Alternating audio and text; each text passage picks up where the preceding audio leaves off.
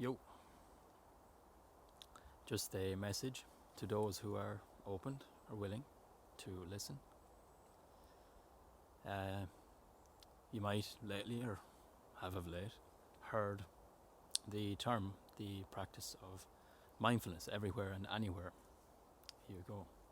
So, you turn on the radio, it's there. You go to the TV, you have the talk show presenters going back and forth as to what it's all about.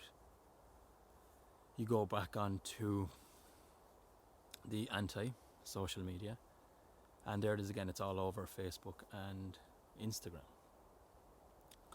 And what you'll notice or hear is a term or a word that usually comes alongside mindfulness, and that is the present moment, the here and now. And so, what is the present moment? What is it to be present? What is it to be in the present? Well, it is just that. To be. It is just this.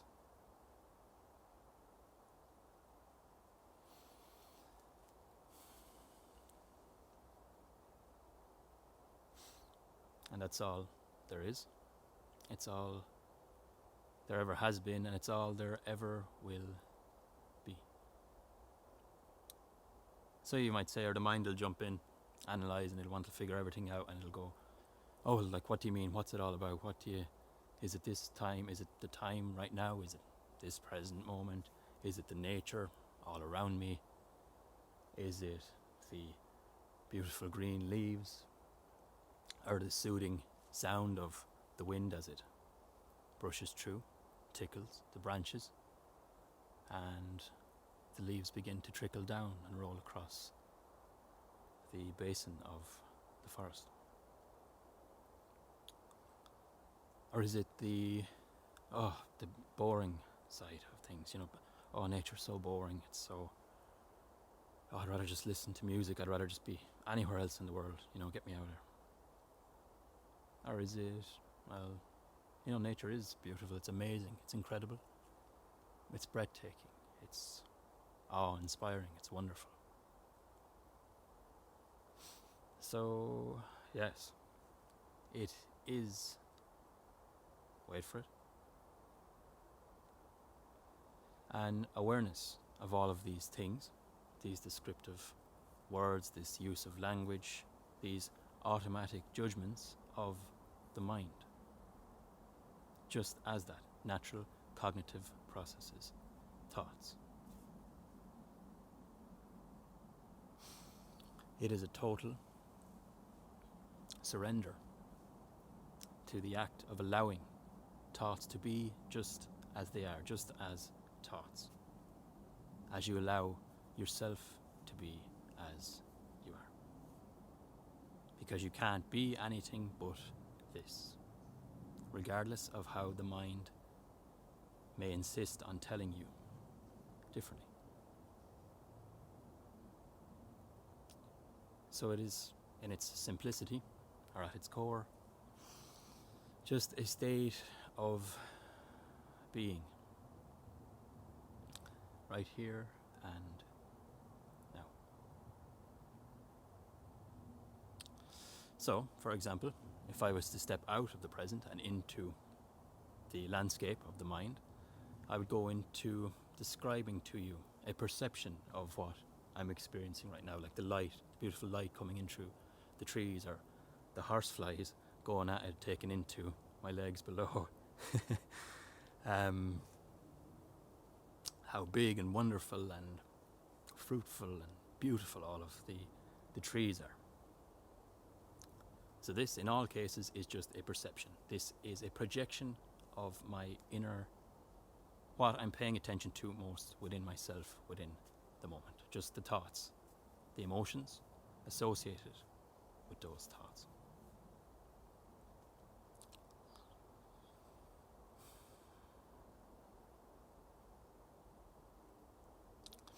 So, in awareness, you allow yourself to become aware of all of this mind-made activity, just as that, as mind-made activity. Not in any stretch a definition, you could say, of reality, because reality, the true nature of reality, is just this. Nothing more, nothing less. You don't need to do anything to change it. You don't need to think about it in 100 different ways. You don't need to identify with it. Instead, just allow yourself to be. And so, another advantage that follows this in the practice of mindfulness, in being aware and being in the present moment, is that you allow yourself to become aware of the ego, the cognitive self, the one, the knower who knows everything, needs to know everything, needs to have everything figured out, knows all the rights, knows all the wrongs, knows what's good and bad and bigger and better and stronger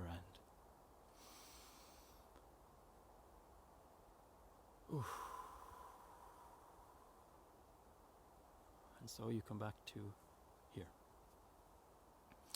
with a little orgasm. Well, who doesn't like an owl orgasm now and again? So in being aware, you allow yourself to see the ego just as that, a false, elusive, tricky self, a false sense of identity. So the I, the me, the my, the woe is me, I'm this, I'm a terrible person, I'm great, I'm fantastic, I'm all of these thoughts, imagining that you live inside your head.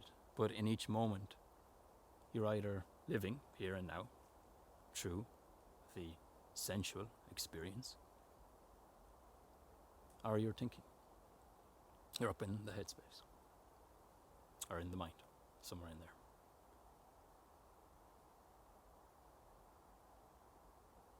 And so, to practice being in the moment, we pay attention to and through our senses.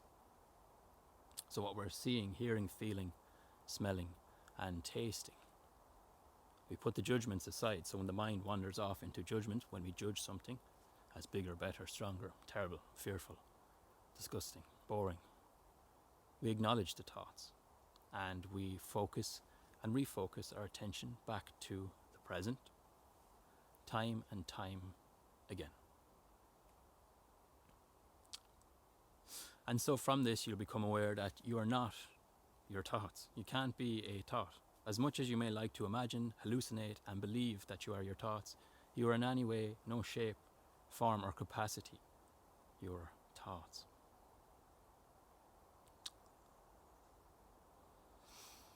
And so when it comes to this ego, it can be seen as our attachment to this ego, this identity within the mind, creates, I should say, a separateness from life itself. So a separateness from you, the present moment, because that's all you are. You are just life itself, experiencing itself. You can put it down to the universe, God, source, all of these things that we make up in the mind. You are just this, nothing more, nothing less.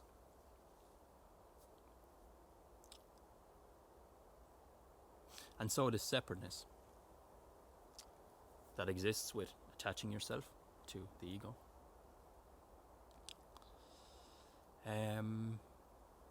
it can be seen as the prime source, if not the prime cause of all of the suffering that you experience within your life.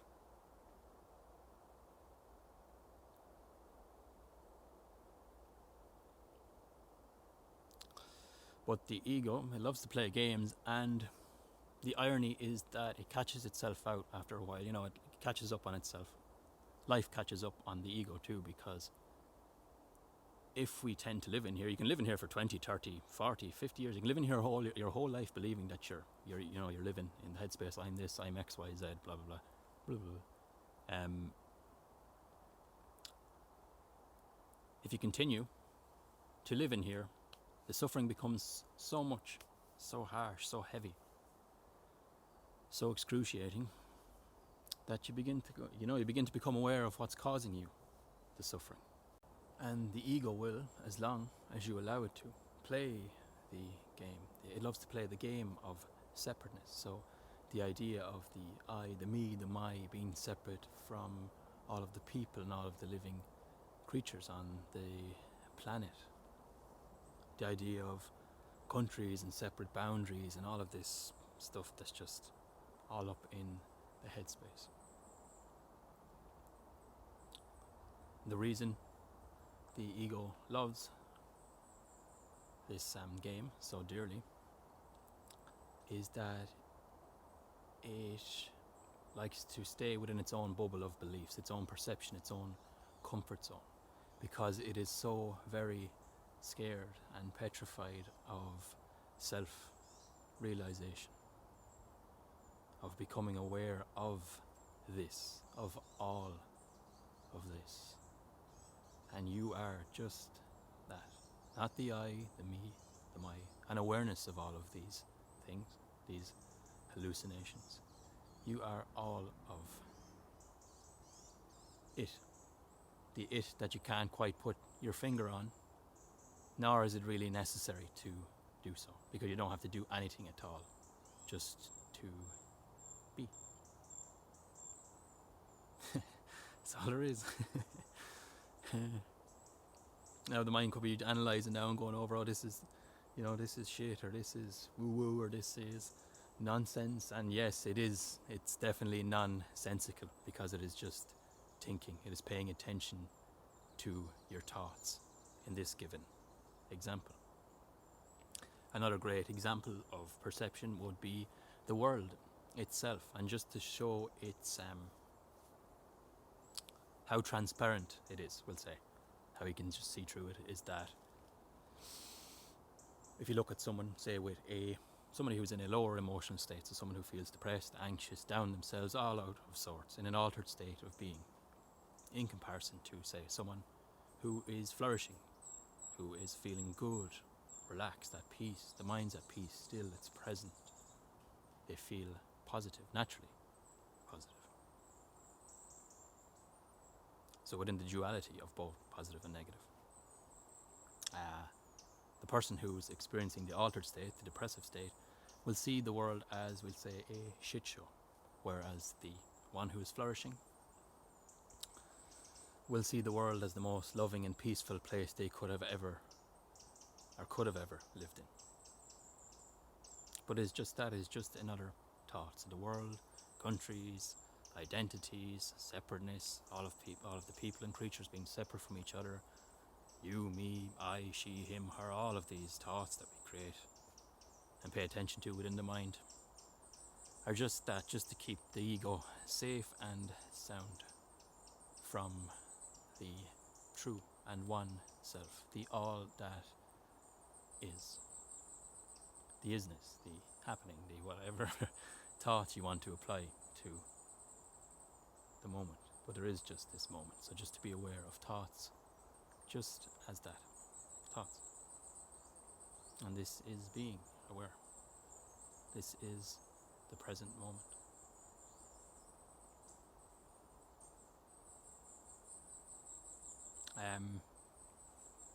Another great example of the falseness of the ego, as well as I seen a post on Instagram a couple of weeks ago, and it was a spiritual post, as they call it, and it was about we must kill the ego, we must fight the ego, we must get rid of the ego, destroy it, and and it's just to show the ego itself. You could call it a spiritual ego. Of course, the ego takes form when I judge it. There you go. The ego thinks so highly of itself that it thinks it can destroy itself. But how do you destroy something that doesn't exist? You could say, well, just stop paying attention to it. Allow yourself to be. You don't need to pay attention to every little thought that arises and react to every little emotion that arises within your experience, but just to allow them to be just as they are, as you allow yourself and life to be just as it is. It's all there is, it's all there ever will be.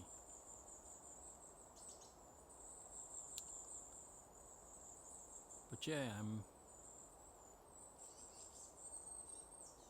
that wraps up today's message. The phone had a mind of its own there. I got cut out halfway through. So I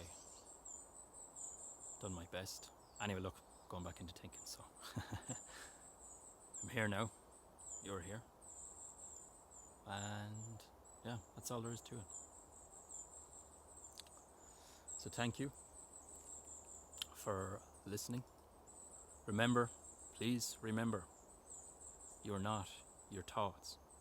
And if you're looking for love, contentment, happiness, peace, whatever it is that you're looking for, it's all here and now. It's all within you. The here and now, you within you, this present moment.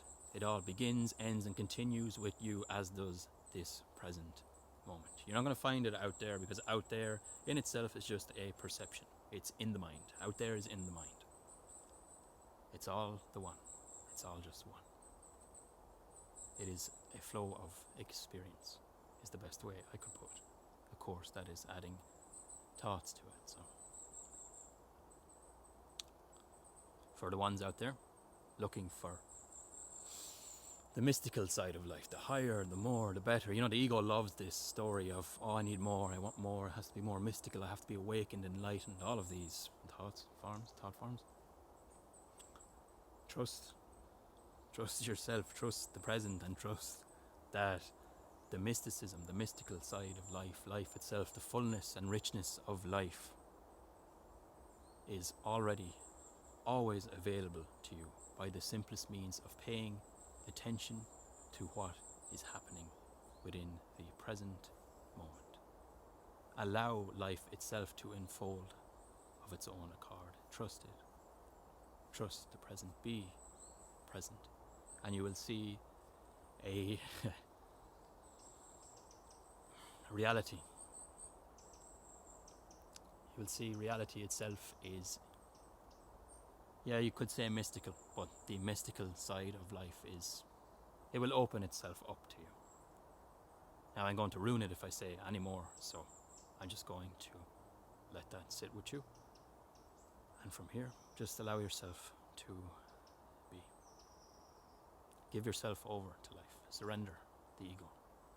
Be aware of the thoughts, the emotions, the whole of your experience. Because reality is just this. Oof. Damn, boy. Oof.